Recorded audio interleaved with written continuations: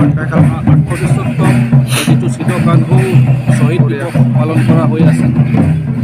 এইটো বিশেষকৈ আমি জানো যে চিদ মুৰ্মু আৰু কানু মুৰ্মুৰ নেতৃত্বত যিটো এটা সংগ্ৰাম চলিছিল, এটা আন্দোলন হৈছিলে যিটো চাওতাল হুল বুলি কোৱা হৈছিলে, আৰু সেই চাওতাল হুলটো বা চাওতাল বিদ্ৰোহ বুলি কোৱা হৈছিলে।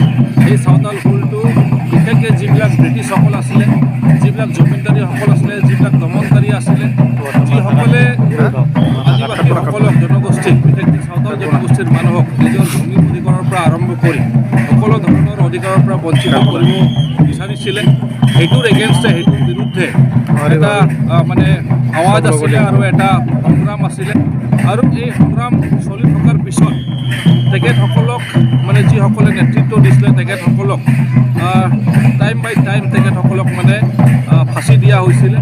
আৰু সেই তেখেতসকলৰ স্মৰণ কৰি আৰু লগতে তেখেতসকলৰ লগত যিমান কেইজন তাতে শ্বহীদ হৈছিলে, তাৰ পিছতো যিমান আদিবাসী জনগোষ্ঠীৰ কাৰণে যিমান মানুহ শ্বহীদ হৈছিলে, সকলোক সাঙুৰি এইখন প্ৰগ্ৰামটো প্ৰত্যেক বছৰে ইয়াত পালন কৰা হয় আৰু উদযাপন কৰা হয়। আৰু এই প্ৰগ্ৰামৰ জৰিয়তে আমাৰ বিভিন্ন ৰাইজে ইয়াত জমা হয় বা গোট খায়। জমা হোৱাৰ পিছত তেখেতসকলক সেইখিনি কথা যে কি ধৰণে আমাৰ যিবিলাক বীৰ পুৰুষ আছিলে বা বীৰসকল আছিলে, তেখেতসকলে এই জনগোষ্ঠীটোৰ কাৰণে কি ধৰণৰ তেখেতসকলে নেতৃত্ব দিছিলে আৰু কিহৰ কাৰণে নেতৃত্ব দিছিলে আৰু তাৰ ৰিজাল্ট আমি কি পাইছোঁ এতিয়া, সেইবিলাক কথা আলোচনা কৰা হয়। আৰু এই আলোচনাৰ মাধ্যমে তেখেতসকলক এটা উৎসাহ বা প্ৰেৰণা এটা জগোৱা হয় যে এতিয়াও যদি তেনেকুৱা ধৰণৰ কোনোবা প্ৰাপ্য বা অধিকাৰৰ পৰা আমি যদি বঞ্চিত হৈ আছোঁ, তেনেহ'লে আমি আগবাঢ়ি যাব লাগিব। আমি সেইটোৰ কাৰণে আমি দাবী কৰিব লাগিব। সেইটোৰ কাৰণে আমি মানে চৰকাৰৰ পৰা যিটো আমাৰ ৰাইট বা এণ্টাইটেলমেণ্ট, সেইটো আমি পোৱাৰ কাৰণে আমি আগবাঢ়ি যাব লাগিব। তো যিয়েই নহওক, এইখিনিয়ে মেইন উদ্দেশ্য বা লক্ষ্য এই প্ৰগ্ৰাম যিটো প্ৰত্যেক বছৰ ইয়াত ৰখা হয়। কিন্তু আমি চাইছোঁ এতিয়া যে লাহে লাহেকৈ যি চৰকাৰ এতিয়া আহিছে, কেন্দ্ৰীয় চৰকাৰ কওঁ, অসম চৰকাৰ কওঁ, বিটিআৰ চৰকাৰ কওঁ, এতিয়া অকণমান ৰাইজৰ কাৰণে তেখেতসকলে চিন্তা কৰা চৰকাৰ হয়। আৰু সেইকাৰণে বহুত লং পেণ্ডিং এটা ডিমাণ্ড যিটো আছিলে যে আমাৰ আদিবাসীসকলৰ যিকেইটা সশস্ত্ৰ সংগঠন কেইটা হৈছিলে, তেখেতসকলে চিজফায়াৰ কৰি 18 বছৰ, 19 বছৰ, 20 বছৰ পাৰ হৈ গ'ল, কিন্তু কোনো সমাধান হোৱা নাছিলে। কিন্তু এই চৰকাৰৰ নেতৃত্বত এতিয়া সমাধান এটা হৈ গ'ল। আমাৰ এটা ত্ৰিপাক্ষিক এটা বৈঠক হৈ বা এটা শান্তি চুক্তিত আমি উপনীত হ'ব পাৰিলোঁ। অসম চিজফায়াৰ দলৰ সংগঠন কেইটা আছে তেখেতসকলক লৈ এটা ট্ৰাইপাৰ্টাইট টক হৈ এটা পিচ ৰেকৰ্ড এটা হৈ গ'ল। সেইটো সঁচাকৈ আমাৰ কাৰণে মানে এটা উল্লাসৰ বিষয়, আনন্দৰ বিষয়।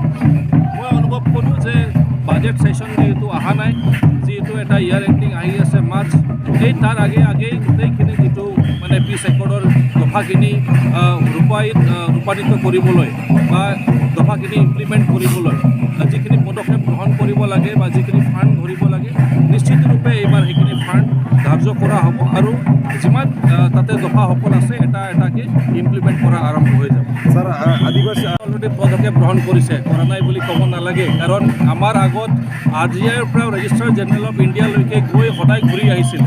কিন্তু এইবাৰ আমি জানো যে এইখন চৰকাৰ অহাৰ পিছত আমাৰ RGI registrar general of India পাৰ কৰি পাৰ্লিয়ামেণ্টলৈকে গুচি গৈছিল। বিল হিচাপত উত্থাপন হোৱাহে বাকী আছিল। তো যিয়েই নহওক, এতিয়া এটা ভাল খবৰ যে আমাৰ যিটো আদিবাসী শান্তি চুক্তি হৈ গ'ল, তাতে 1 নম্বৰ দফাতেই ST বা জনজাতিকৰণৰ বিষয়টো লিখা আছে যে এটা টাইম বাউণ্ড মেনাৰত যিটো জনজাতিকৰণ প্ৰচেছ বা প্ৰক্ৰিয়াটো মানে সম্পূৰ্ণ কৰা হ'ব আৰু লগতে যি অধিকাৰ বা প্ৰাপ্য জনজাতিকৰণ যিটো অধিকাৰ আৰু প্ৰাপ্য আমাৰ আদিবাসী জনগোষ্ঠীয়ে লাভ কৰিব পাৰিব, সেইখিনি অলৰেডি চৰকাৰে স্বীকাৰ কৰিছে। আৰু সেইকাৰণে আমাৰ আদিবাসী পিচ ৰেকৰ্ডত সেইটো লিখা আছে বা অন্তৰ্ভুক্ত কৰা আছে।